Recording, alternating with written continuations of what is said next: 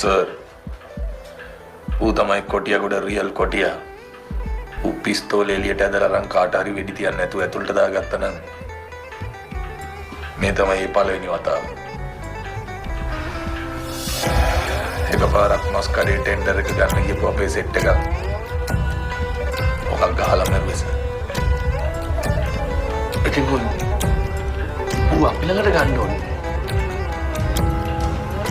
ඌ සල්ලි වලට ගන්න බෑ සර්. ඇයි?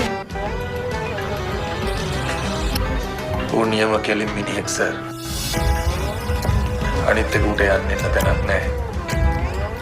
රකින්න පවුලක් නැහැ. අපිට වගේ සල්ලි හම්බ කරන්න බලාපොරොත්තුවක් නැහැ සර්.